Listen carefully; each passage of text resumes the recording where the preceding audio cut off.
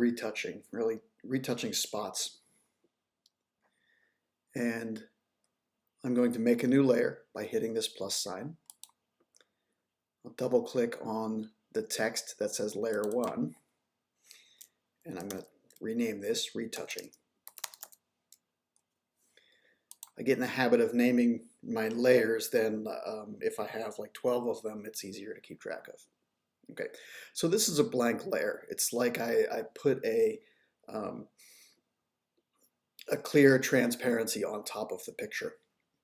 And I want to do my work on this layer, do my corrections on this layer, so that if it's heavy-handed, I can adjust the opacity up or down.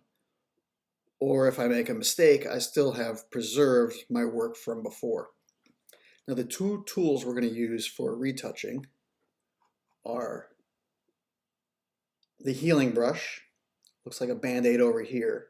The one above it's a spot healing brush, and that's an automated one that works sometimes, but I find it better to use the one below it, the regular healing brush.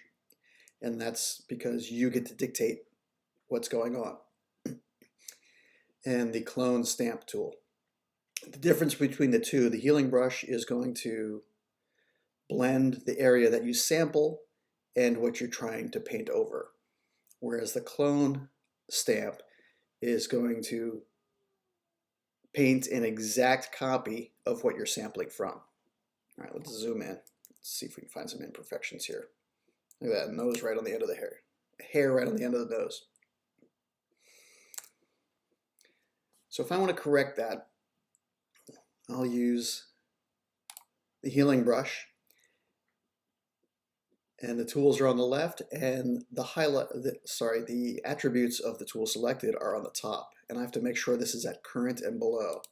The default is current layer, but current and below. And what that's going to do is when I sample, like clean skin over here, I'm going to sample and tell Photoshop this is what I want you to copy. By hitting current and below, it's going to sample this retouching layer and my background copy below it. So I hold down the Alt key or Option key. See it changes to a target. I'm holding that down. I hit the mouse button to sample, say this is what we're sampling from. Let go, and then when I go over to this hair and paint, you can see the hair disappearing, and you can see the crosshairs on the left where I'm sampling from. It's a little imperfection here, a little, it's like a scratch on the nose. So I'm going to sample really close to this blemish, Alt or Option key, click, and then move over and paint.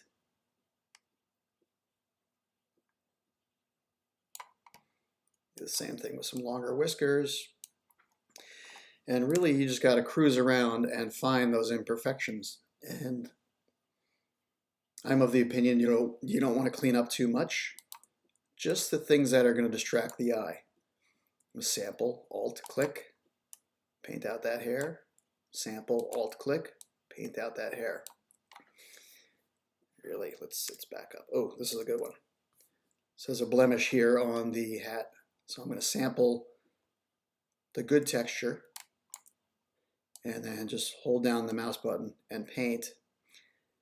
And it's trying to make sense. Photoshop's trying to make sense of this. It does a pretty good job of blending what I sampled and what's underneath, but it got blurry here because it's looking all around and blending what I sampled and what I'm painting.